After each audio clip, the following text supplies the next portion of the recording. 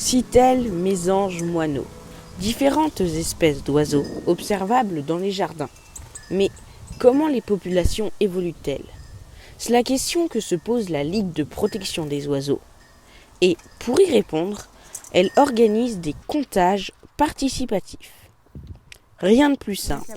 Dans votre jardin, installez une mangeoire, déposez des graines, éloignez-vous ou cachez-vous et observez.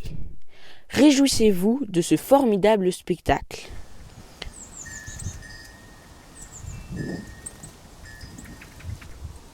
Appliquez le protocole et si besoin, n'hésitez pas à mobiliser les fiches espèces qui vous permettront d'identifier les visiteurs. Un merle noir, 2 fois, mais j'en ai vu qu'un. Enfin, j'en ai pas vu 2 en même temps, donc j'en ai mis un. Mésange bleu, une fois j'en ai vu 2 en même temps, donc j'ai mis 2 traits. Tu veux essayer?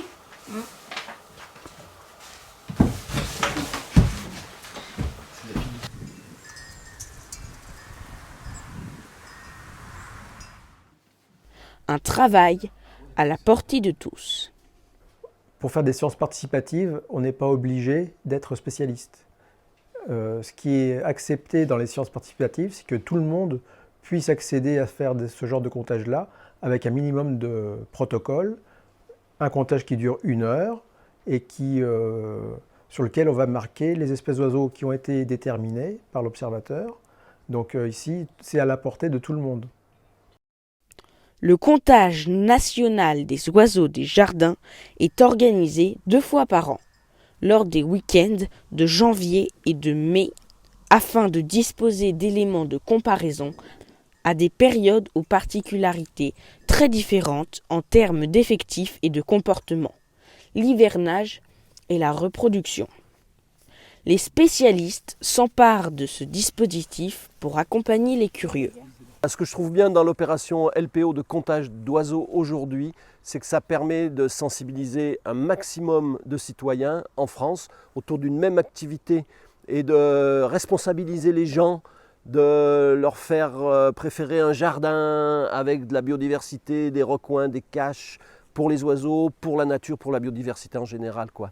Donc c'est une opération nationale qui est encourageante et qui est même réjouissante. Tout le monde y prend goût, et certains plus encore. La rencontre a priori banale avec un chardonneret élégant peut bouleverser bien des trajectoires.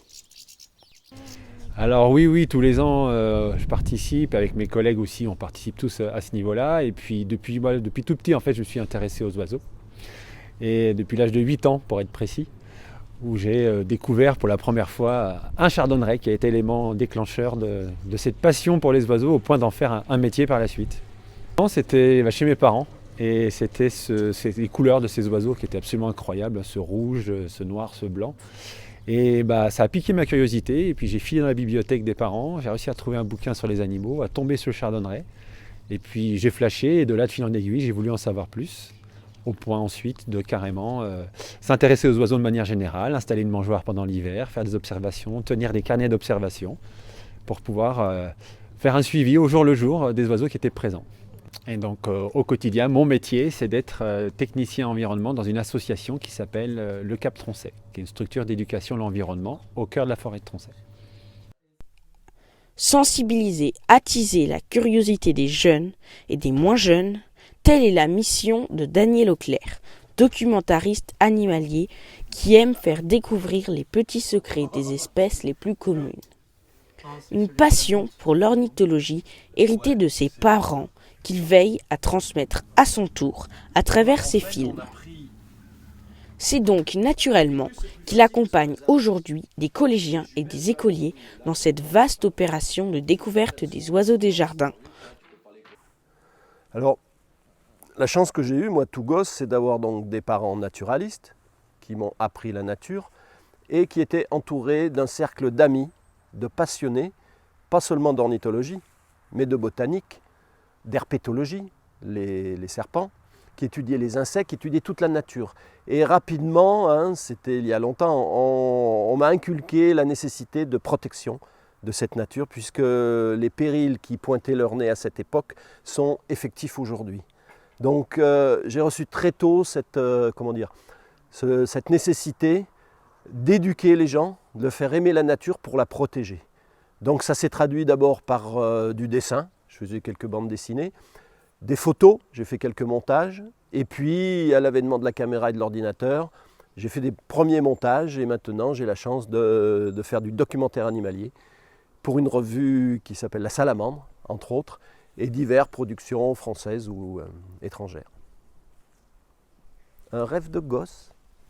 Compte rendu des observations, nous avons observé 3 merles noirs en simultané, 3 mésanges bleus, 2 mésanges charbonnières, 3 pinsons des arbres, mais aussi une corneille et une citelle torche-peau. Alors, l'idée est d'une part de faire connaître, de faire connaître les espèces qui sont les plus communes dans les jardins. Et puis, deuxièmement, à une échelle un peu plus vaste que notre jardin, d'avoir une certaine idée sur l'évolution des populations d'oiseaux à l'échelle de la France. Par exemple, dans le sud de la France, certaines espèces qui étaient communes il y a une vingtaine d'années ne le sont plus du tout maintenant. Et ça permet de se rendre compte là. Au final, le comptage des oiseaux des jardins, ce sont des données pour les scientifiques. Ce sont aussi des connaissances pour les participants d'un jour, de l'amour pour les passionnés qu'ils deviendront et de la protection garantie pour ces êtres qui nous font rêver. Un 4e verbe est donc invité à rejoindre le fameux triptyque compter, connaître, aimer, protéger.